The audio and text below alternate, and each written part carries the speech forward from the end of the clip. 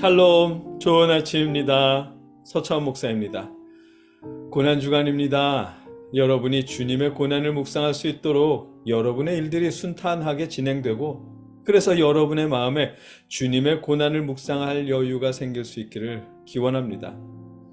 오늘 우리가 함께 읽고 나눌 하나님의 말씀은 갈라디아서 2장 9절로 10절까지의 말씀입니다. 한 목소리로 함께 읽겠습니다.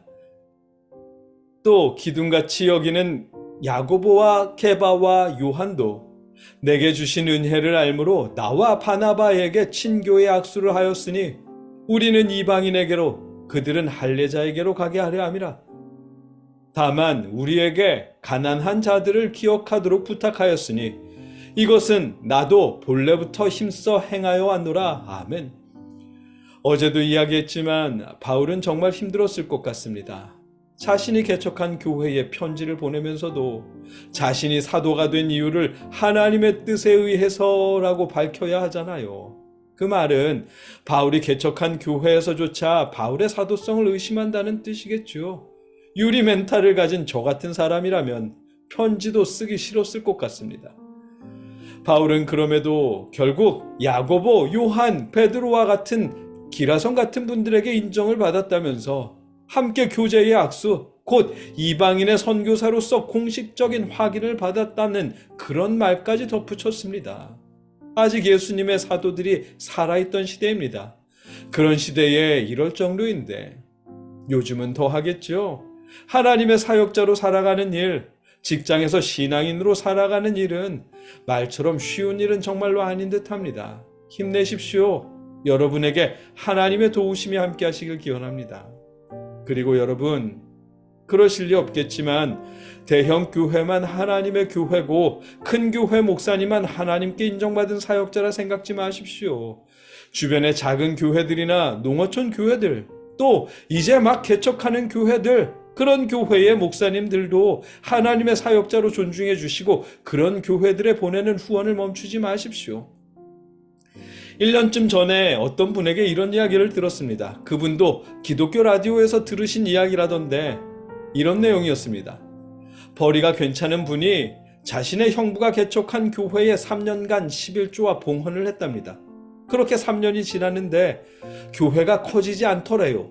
이분이 생각하기를 자기가 드리는 헌금으로도 먹고 살만하니까 교회가 커지는 것은 신경도 쓰지 않는 것처럼 여겨졌답니다. 그래서 교회를 옮겼답니다. 그러지 말라고 사정하는 언니와 형부를 뿌리치고 교회를 옮겼대요. 그랬더니 몇 년 지나서 교회가 자립할 정도로 커지더랍니다.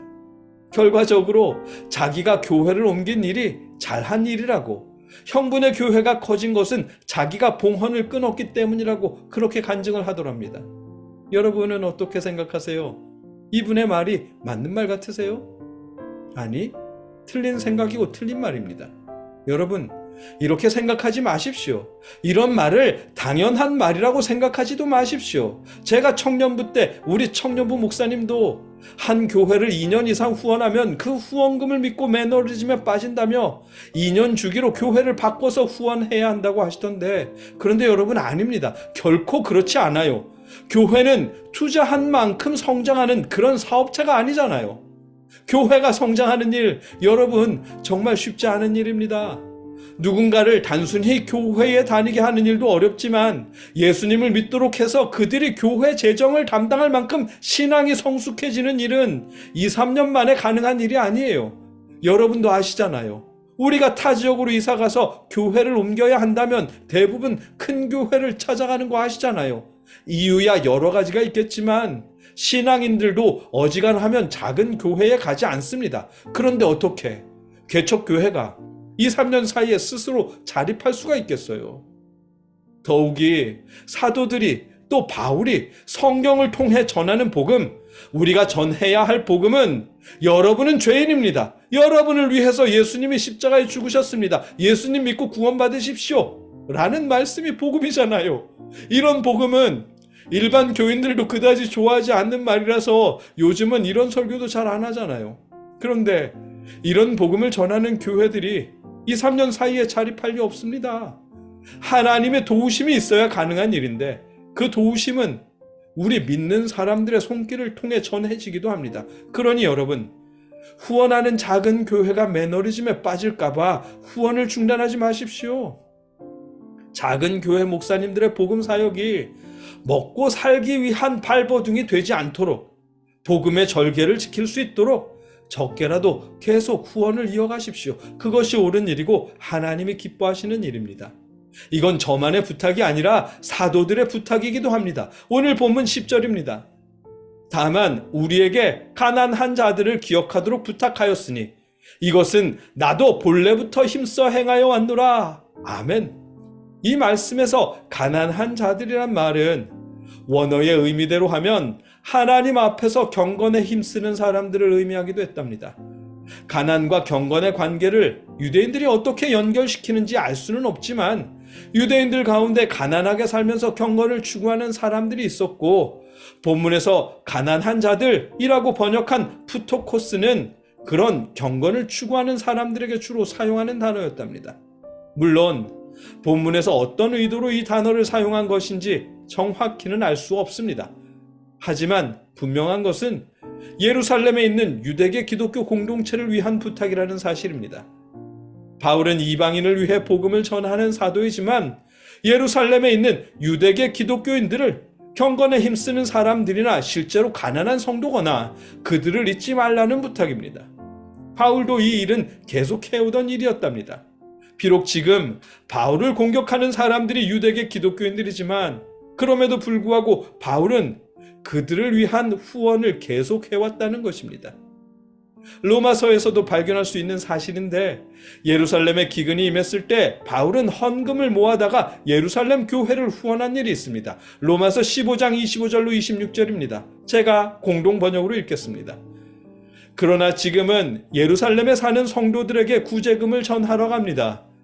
그것은 마케도니아와 아카이아의 성도들이 예루살렘에 있는 가난한 성도들에게 같은 교우로서 정을 나누려고 기쁜 마음으로 보낸 것입니다. 아멘. 서로 다른 지역에 사는 성도들이지만 서로를 위해 후원을 하는 모습입니다. 사도들의 부탁은, 또 바울이 계속 힘써오던 일은 그렇습니다. 일반적으로 사회 속 가난한 사람들을 위한 것이 아니라 경건에 힘쓰면서 그 도를 믿는 자라고 스스로를 칭하며 주님을 따르던 그 시대의 가난한 기독 공동체를 위한 부탁이었습니다. 지금 우리 시대의 농어촌 교회 목사님들이고 개척교회의 목사님들이고 아울러 우리 기독 공동체 내의 어려운 지체들을 염두에 두고 하는 부탁이었습니다. 그들의 경건이 가난 때문에 무너지지 않도록, 그들의 궁핍함 때문에 그들의 신앙이 사그러지지 않도록 지속적인 후원을 부탁한 것이었습니다. 야고보, 요한, 베드로 같은 사도들도 그들을 챙기고 있었고, 바울 역시 그들을 후원하는 일을 본래부터 계속 힘써 해왔답니다. 주님을 사랑하는 여러분, 작은 교회를 기억하십시오. 그곳에서 사역하는 분들을 잊지 마십시오. 한 해, 두 해 후원하다가 몇 년간 후원해봤는데 별반 달라지는 것도 없더라 하며 후원을 끊지 마십시오. 매너리즘에 빠질까 지레 염려하지 마십시오. 오히려 그들이 복음 사역이 먹고 살기 위한 일로 변하지 않도록 적게라도 계속 후원을 이어가십시오. 그것이 오늘 본문을 통해 사도들이 여러분에게 하는 부탁이고 하나님의 바람입니다. 기도하겠습니다. 사랑의 아버지 하나님, 우리가 주님의 길을 가는 이름 없는 사역자들을 기억할 수 있도록 아버지 도와주시옵소서. 복음 사역이 먹고 살기 위한 일로 변하지 않도록, 그들을 지켜주시고 그들을 향한 후원이 끊기지 않도록 아버지 돌봐주시옵소서. 감사합니다. 주님, 예수님의 이름으로 기도드립니다. 아멘.